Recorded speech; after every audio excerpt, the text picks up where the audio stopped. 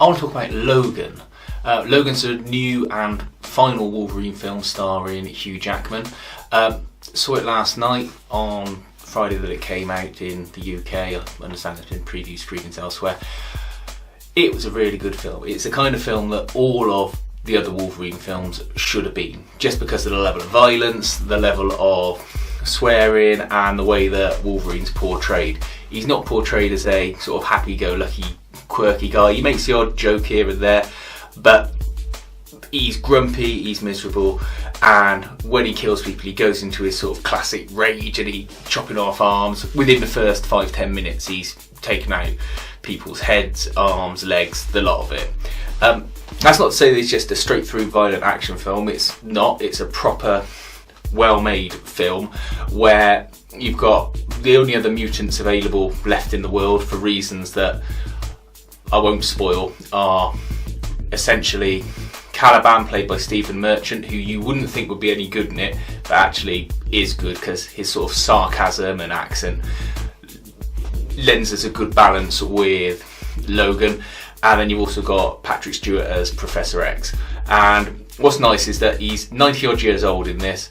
He's got dementia, and Patrick Stewart plays him really, really well. He might as well be in a separate film for someone suffering from dementia, as opposed to just being in this Logan film. And what they've done to make this work is they've not got a world where people don't have mutant powers and it's all too gritty and real, but they've done what the Dark Knight films did, which is balance the level of superheroes and abilities with elements of the real world that we'd recognise. So there's a nice bit where Logan tries to escape from his compound in a car. He's got all these fences built up around it, and were this some sort of standard Michael Bay type action film or sort of Avengers type film, he would drive at the fence in his car, smash through it with a bit of a jump, carry on driving into the desert. With this, because he's built a reinforced metal fence, he drives into it and the fence doesn't quite give. So he has what any other normal person would have with their car. He gets stuck in the fence and has to reverse out of it. And that's the sort of silly little nice touches that make the film work. Another one that I liked was he comes back and Caliban's doing the ironing, because people have got to do the ironing still. They don't make a thing of it, but it's just a little bit in the background that you pick up on when you're watching it that makes the film more worthwhile. Everyone that doesn't know anything about comics and has probably just read a Wikipedia or some media post will go, oh, this is Old Man Logan. It's not. It borrows elements from Old Man Logan, the comic book, but it is not Old Man Logan. Old Man Logan is about Wolverine taking a road trip across America where there's been a carve up of it between supervillains with Hawkeye, and there's a story involving the Hulks.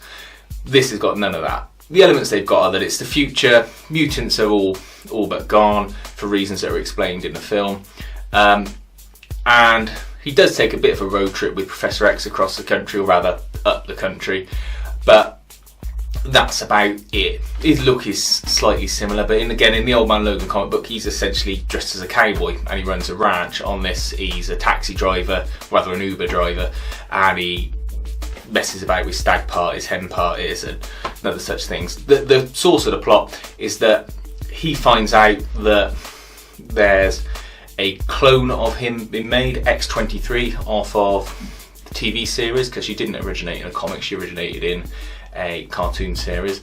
Little girl, and she's mean, she doesn't talk, she's got blades that come out of her hands and feet, and Professor X and him have to go and try and get her to the border in order to reach freedom. There's a point in the film where you think that's going to be the end of the film, and it's a bit like the old Jean-Claude Van Damme film Nowhere to Run. And I was trying to second guess it. I was sort of saying to my wife during the film, oh, they're going to use these big sort of robot harvesting machines to carve up the sort of boss that they've got for the film, and they didn't. The film goes on for another 40 odd minutes after that, and it's better for it. People die in the film, and it's quite sad when they die, and Hugh Jackman does some proper acting in the film as well. There's a scene where he's over someone's grave, and it was really, really good acting, and it's probably how someone would really react in that situation. He doesn't have some fancy speech, he doesn't have some sort of clever quip or some flashback. He just acts as someone who's buried someone they know very well, and you can probably guess who it is, would. The only downside on the film is the choice of the final baddie. They've got the Reavers in there as sort of general bad guy stooges, and they're fine. The guy who plays sort of the head Reaver, whose name I can't even remember, he's really good. He comes across well, but they make a choice with who the sort of final baddie is that I suppose, thinking about it afterwards, they'd be stuck if they had to do some sort of ultimate mutant, because they've done that already in the original Wolverine film, where it was Deadpool, and that didn't work.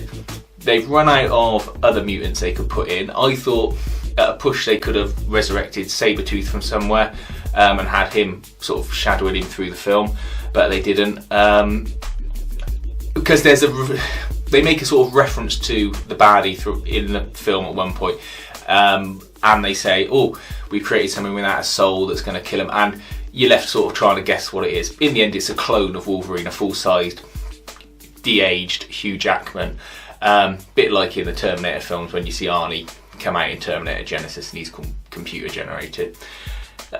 Fine, but there's no communication between the two. He's just basically a thing with claws that comes at him twice in the movie.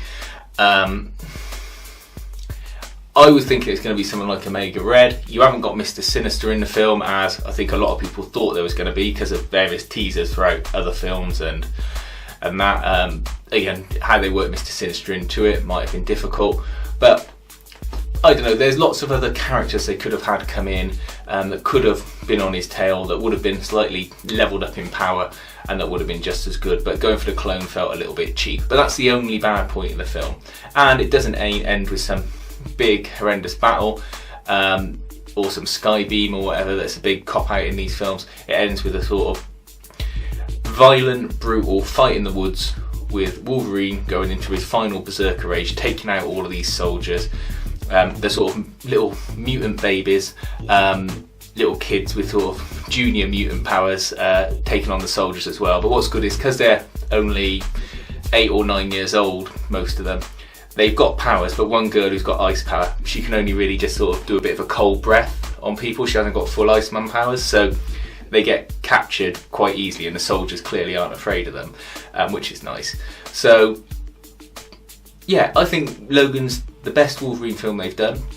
It's a shame it's Hugh Jackman's last one, and it's a shame that his films didn't start off like this.